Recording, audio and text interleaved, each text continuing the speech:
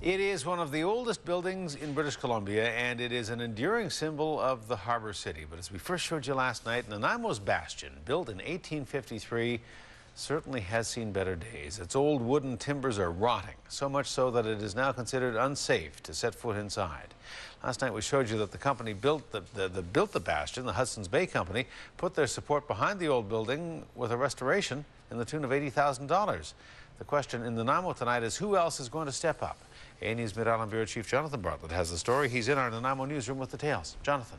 Hudson, last September, the city of Nanaimo commissioned a report to see just how bad a shape the Bastion was in. The result, fix it now, or Nanaimo's oldest building won't last much longer. Today we're getting a rare glimpse inside the Bastion.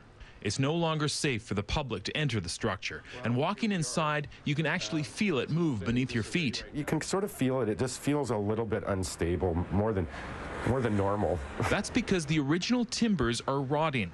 Going upstairs is too unsafe even for our cameras. That the building is listing about 3 degrees because of the wood rot, so it's just basically it's unsafe for people, so we don't want to take any chances. A building inspection in September revealed the Bastion was deteriorating so quickly, restoration work needed to start as soon as possible. It's prevailing winds and rain that have battered it for years and years, and so now there's wood rot. The Bastion is Nanaimo's oldest building and possibly the second oldest in BC. It's the only foray into coal mining that the Hudson's Bay Company outpost had. Everything else was fur trading and those kinds of things. So that makes it unique. It's the last freestanding original wooden Hudson's Bay Company Bastion in North America. It's a legacy.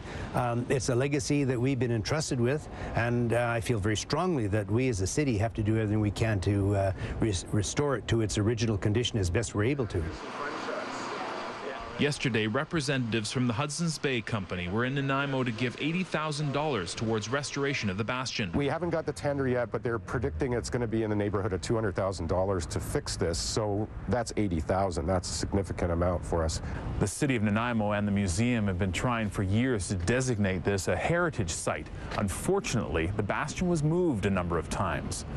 Over the years, as Nanaimo grew, the Bastion was moved at least 3 times, which makes things difficult to get heritage site designation. It's unfortunate. It has been moved a couple of times, not very far, within a block kind of an area. And unfortunately, that's what makes it not eligible for National Historic Site status, which is very disappointing. It's not expected the province or the feds will step up to help. Granting processes are based on application deadline times and review times, and you can't ask for a grant after the project is started, and none of the timelines were going to work right. Which means it's up to the community to help support their beloved Bastion.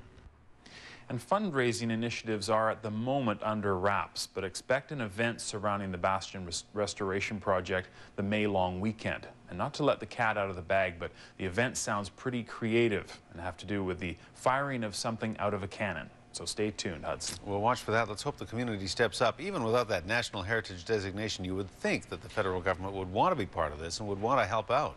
You would think so, and let's hope someone does step up. Well, we'll keep asking about that. Jonathan, thank you. Thank you.